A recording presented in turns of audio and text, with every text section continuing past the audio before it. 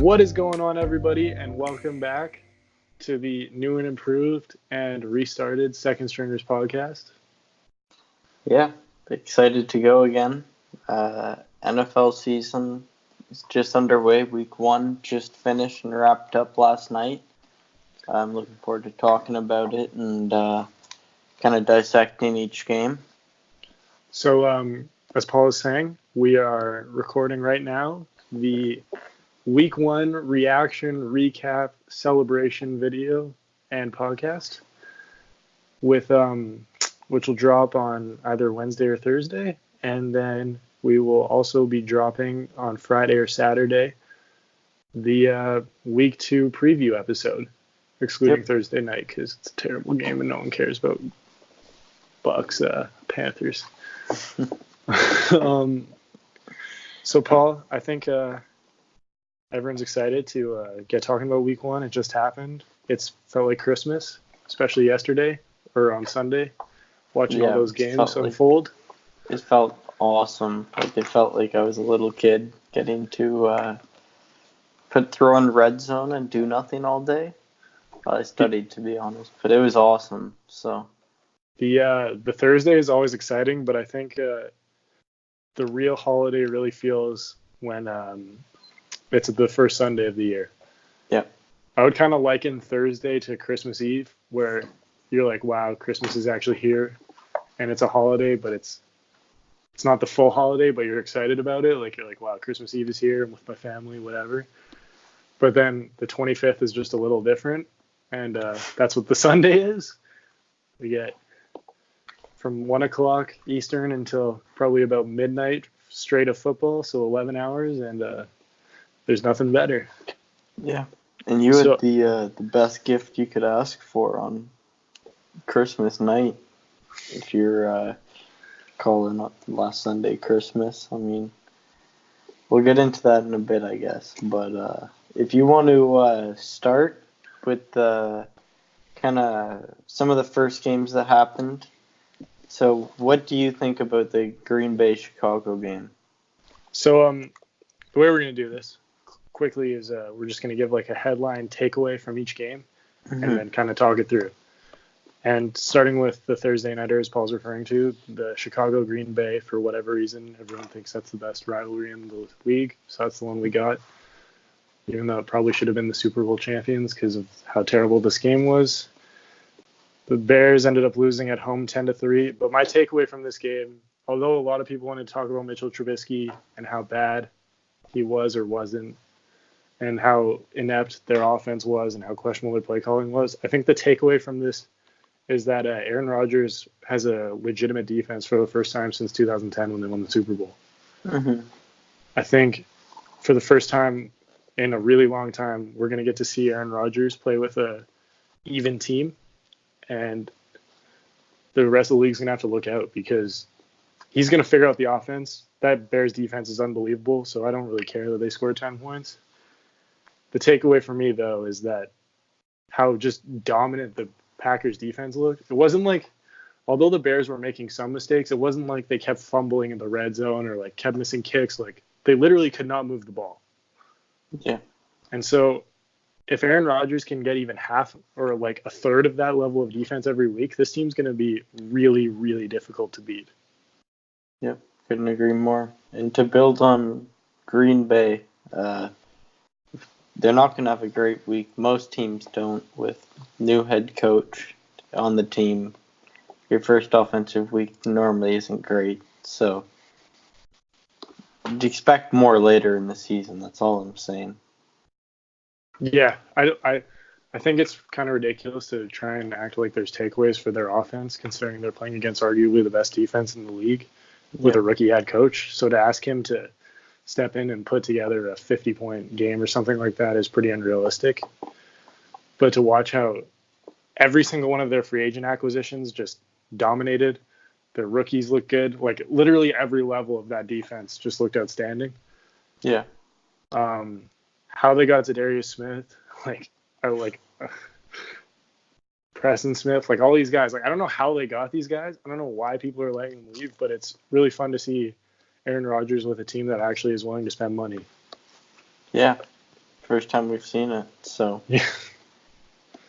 So let's go to the next game. This was one of the first Sunday games, and maybe the early Sunday game that's been the most talked about, because for a lot of people the result was surprising, and that was the Tennessee Titans heading into Cleveland, their home opener. Jim Nantz and Tony Romo on the call, so CBS knew that was going to be a big game, and the Titans come out of that with a 43-13 win. And the takeaway is exactly what Delaney Walker, the Titans head in, said after the game. They are who we thought they were. Yep.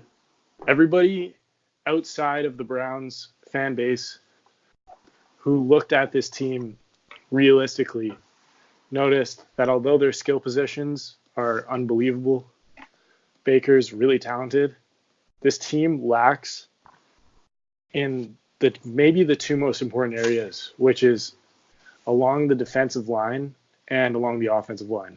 And they got exposed for that, and they looked soft, plain and simple.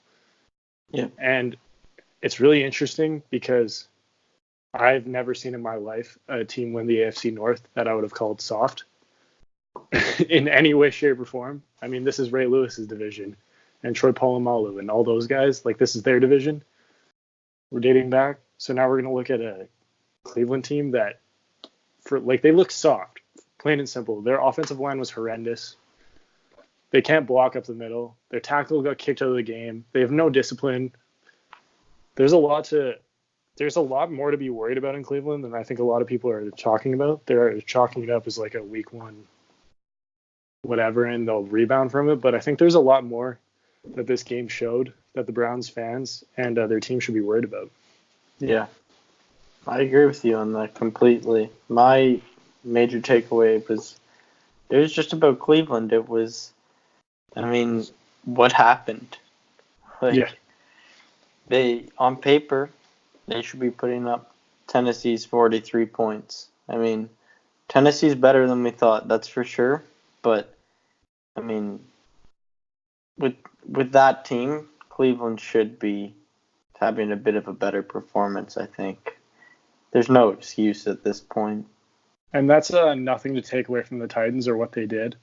But a lot of the mistakes they were making, the Browns were making, were a lot of self-inflicted issues. Yeah. Like, I don't know, like, how are you taking 18 penalties in an NFL game? Oh, that's embarrassing. What was it? The most since 1953 or something like that I saw. Yeah. I think it was the most in Browns history since 57. It was in the 50s. It's absurd. Anytime you break a record from the 50s, it's probably not great. It just looks bad on your team, and that's a terrible start to the year. So my question is, where do they go from here? Like, do you think it's fixable, or what do you think is going to happen in Cleveland? I think it's fixable. I think that it's early in the season. They have a rocky start. A lot of teams do. I don't know if it's fixable this year. I think they're going to have a good future. But, look at their division. Baltimore came out looking hot against Miami. I know we're going to cover that soon. But Pittsburgh, they didn't look so sharp against New England, but that New England team's stacked. But We'll get into that later. And it's just, they're going to have a tough year. The first few weeks aren't going to be fun. But I think once they get Kareem Hunt back in week 8, I think that's when they kind of start hitting their stride and really figuring it out as a team. And I think that might be too late.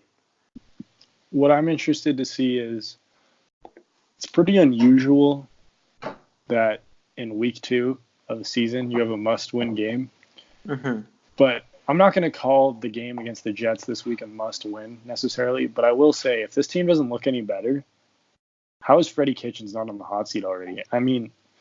Most of the issues that came out on Sunday were directly weak coaching. They made 0 adjustments. The lack of discipline is a complete indictment on the coach. And so if they don't come out and look good on Monday night where everybody's watching, Freddie Kitchens might be on the hot seat 2 weeks into the NFL season. And I think that's definitely something we all need to take a look at and keep in mind. So the next game we're going to talk about, as Paul kind of alluded to, it's coming up. We're going to stay in the AFC North with the Baltimore Ravens heading down to Miami and winning this game 59-10. And the takeaway for this game is pretty good for a running back for Lamar Jackson. I mean, he said it after the game jokingly, but I think all jokes aside, they say with comedy, the best jokes have some truth to them.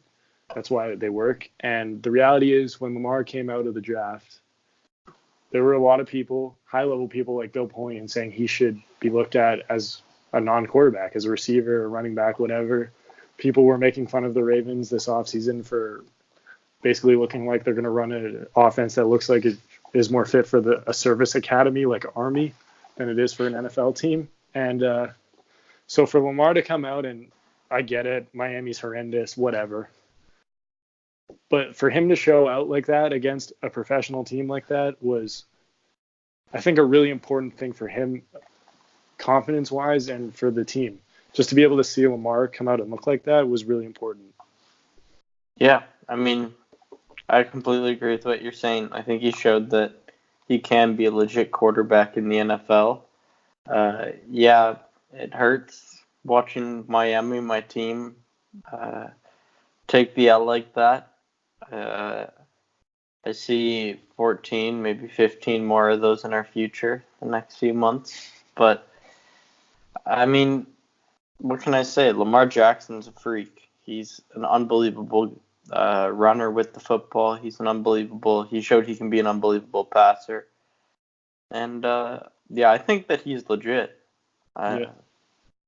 I think that Lamar working in Baltimore is incredibly important for the NFL. Because if a guy like Lamar can work in the NFL, it opens up so many opportunities and windows for teams to find franchise quarterbacks. Because back in the day, there was a certain kind of guy that you just had to take because that was who could play in the NFL. Yeah. But if we're taking from college systems, and frankly, the way Lamar looked yesterday was the way he looked against Syracuse when he won his Heisman. Like, that's how the offense looked.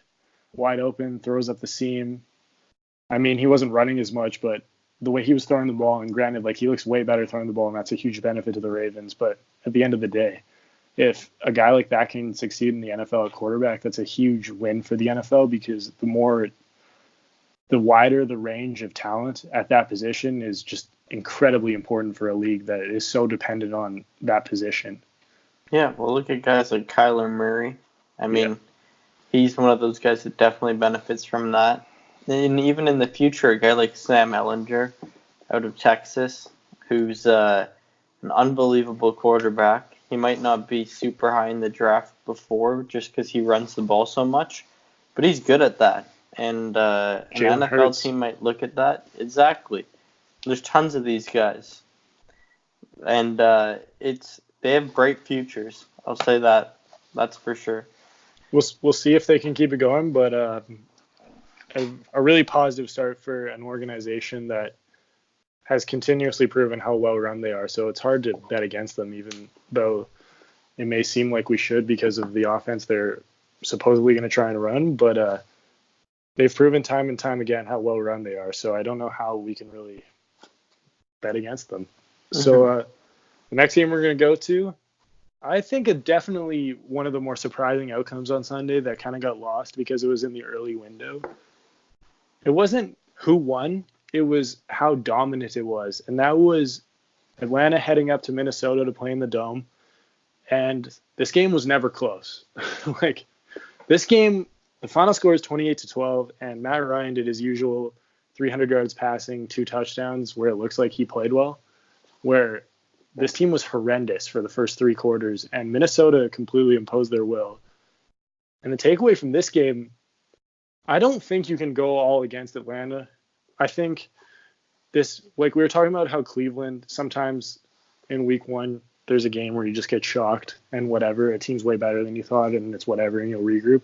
I think that was this game.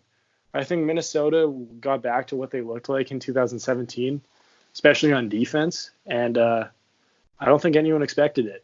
And I'm sure Atlanta's going to be fine, whatever. They've got a lot of talent. But the takeaway from this game is that the Vikings are back and they're a real threat up in the NFC North. Yeah, and I I agree with that. My big takeaway, I've got one huge one, was the way that Minnesota won the game. Oh, yeah. Kirk Cousins threw 10 passes in the game. Dalvin Cook ran for 111 yards. He just pounded that rock in there. He showed what he can do. He played an unbelievable game. And, I mean, with Atlanta, Matt Ryan always takes a game or two to warm up, and then he gets into it. I mean, Julio Jones caught a touchdown pass, and he looks nice. So I'm not too worried about Atlanta. I think that Minnesota's a legit team this year. They showed it. Kirk Cousins is going to need to throw more to beat better teams, I think. But they imposed their will with strong defense and just such a powerful run game. 2 crazy Kirk Cousins stats for you. He ran the ball 6 times. So the first crazy stat on that is that's more than Lamar and Kyler had combined. So I wonder what line you could have gone in Vegas on a prop and a parlay that Kirk Cousins would rush for more times than Lamar and Kyler combined. And the second one is Kirk ran 6 times and threw 10. So if you went into that game and said Kirk Cousins will throw the ball only 4 more times than he runs it in this game, what's the result?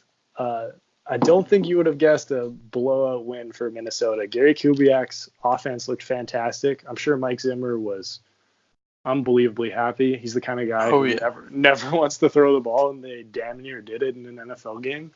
Yeah, it's crazy. So kudos to the Vikings for being back, because last year was a tough year for them, and the way that front seven looked, especially, man, oh man, the front seven and Dalvin Cook.